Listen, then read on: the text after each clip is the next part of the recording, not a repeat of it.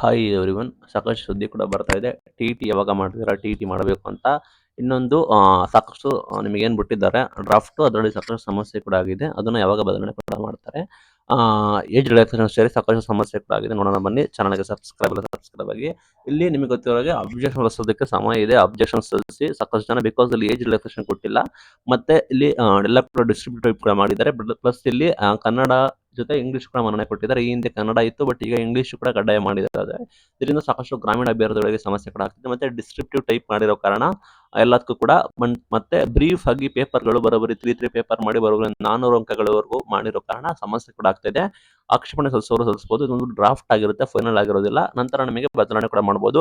Age relaxation ಒಂದು main ಆಗಿದೆ, ಅದರ ವಿರುದ್ಧ ಅಬ್ಜೆಕ್ಷನ್ ಸಲ್ಲಿಸಬಹುದು. ನಿಮಗೆ ಸಮಯ ಇದೆ. ಪ್ಲಸ್ ಕೆಲವೊಂದು ಬೇರೆ ಬೇರೆ ಹುದ್ದೆಗಳ ನೇಮಕಾತಿಯನ್ನು ಕರೆದಿಲ್ಲ. ನೋಡೋಣ ಮುಂದಿನ ಬಾರಿ ಕರೀತಾರ ಅಂತ ನೋಡೋಣ ಬನ್ನಿ. ಅದರಲ್ಲಿ ಡ್ರಾಫ್ಟ್ ಅನೌನ್ಸ್ಮೆಂಟ್ ಕೂಡ ಆಗಿರೋ ಕಾರಣ ಆಕಾಂಕ್ಷಿಗಳಿಗೆ ನೋಡೋಣ. ಕೆಲವರು ಓಕೆ ಅಂದ್ರೆ ಕೆಲವರಿಗೆ ಲೈಕ್ ಸ್ವಲ್ಪ ಬೇಜಾರಾಗಿದೆ. ಬಿಕಾಸ್ ಯಾಕಂದ್ರೆ ಇಲ್ಲಿ ಸಂಪೂರ್ಣವಾಗಿ ಹೊಸ ಬದಲಾವಣೆ ಕೂಡ ಮಾಡಿರೋದು, ಹೊಸ ನಿಯಮ ತಂದಿರೋದು ಎಲ್ಲ ಕೂಡ ಸಮಸ್ಯೆ ಕೂಡ ಆಗಿದೆ. ಇದರ ಮಧ್ಯೆ ಟಿ ಕೂಡ ಕೇಳ್ತಾ ಇದ್ದೀರಾ.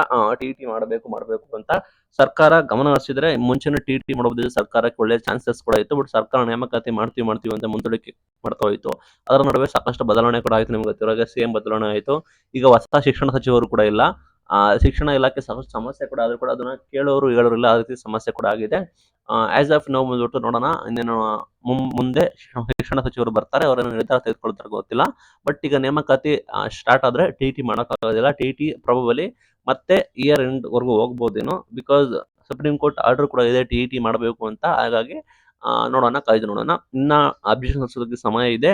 ಅಬ್ಜೆಕ್ಷನ್ ಸಲ್ಲಿಸಿದ ನಂತರ ನಿಮಗೆ ಮತ್ತೆ ಬದಲಾವಣೆ ಕೂಡ ತರ್ತಾರೆ. ಏನಾದರೂ ಲೈಕ್ ಸಣ್ಣ ಪುಟ್ಟ ಬದಲಾವಣೆ ಕೂಡ ಇದ್ರೆ ನಮ್ಮ ಚಾನಲ್ ಸಬ್ಸ್ಕ್ರೈಬ್ ಆಗಿರಿ. ನಾವು ನಿಮಗೆ ಡೈಲಿ ಮಾಹಿತಿನ ಕೊಡ್ತೀವಿ.